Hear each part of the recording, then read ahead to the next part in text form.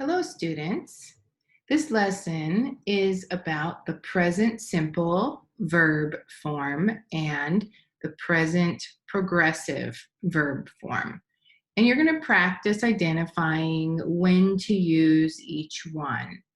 Okay, so first of all, for the present simple, remember that only the third person singular needs the S at the end.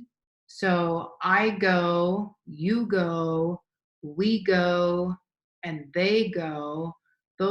None of those need an S, but he, she, and it all need the S. Now that's for the present simple. For the present progressive, when we create the present progressive verb form, we need to put specific helping verbs after the subject. So if the subject is I, then we do an am, and then we put the verb with the ing at the end. And then you and we and they all have the R with the verb and the ing. And then he, she, and it all have the is with the verb and the ing.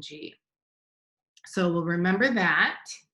And then I want to point out that when you take a present simple verb and add the ing, oftentimes you have to take the E off the end. If it has an E at the end of the simple verb, then you might have to take it off before you put in the ing. So we'll look at a few examples of that. So when do we use present simple? We use it for verbs that are always true in general, such as I think about him often. It's pretty much a general thing. But when do we use the progressive? When it's happening right now at the moment that the person is speaking.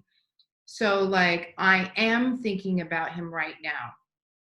I think about him often, which isn't a general statement, but more specifically, I am thinking about him right now, this moment.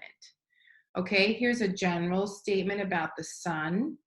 And because the sun is third person singular, we have to put this S at the end of the verb. The sun produces heat.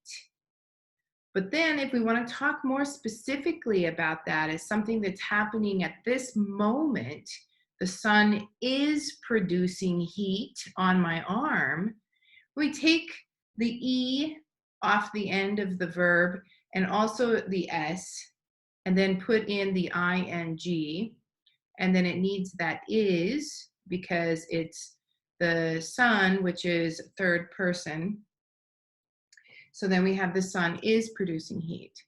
Over here we have birds build nests. We don't need this S at the end because birds is plural. It's rabim. So we don't put an S at the end of this verb. Birds build nests. And now we have one bird, okay? And the bird is building a nest in my window. So it's a specific thing that's happening at this moment. And here's another general statement. This would also be the present simple.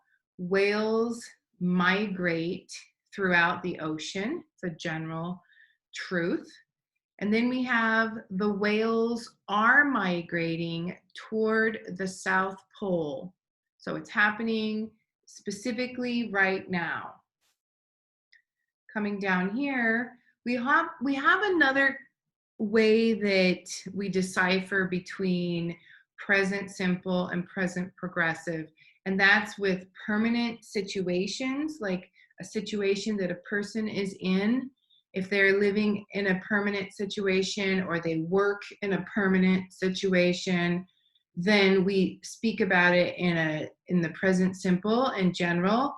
And then for temporary situations that don't necessarily happen all the time, could be temporary, like only right now, or maybe it's a short-term temporary situation, then we speak about it more specifically. So I teach English in a college. That's kind of a permanent situation.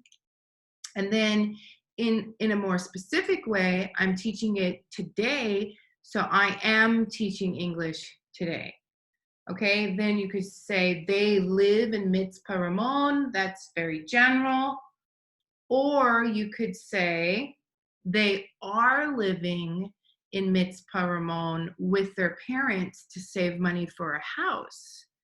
Now it's a specific thing that's happening in a temporary situation, not necessarily going to be permanent.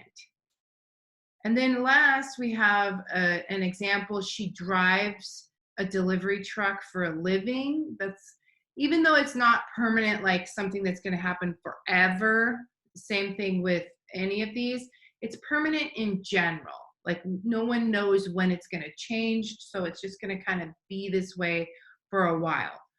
She drives a delivery truck. But then if you want to talk about what she's doing today or this week or at this moment, in this case, this sentence is about this week, so it's specific. She is driving her delivery truck in Beersheba this week. So then we would use the present progressive. So I hope that gives you an idea when to choose what kind of verb form to use.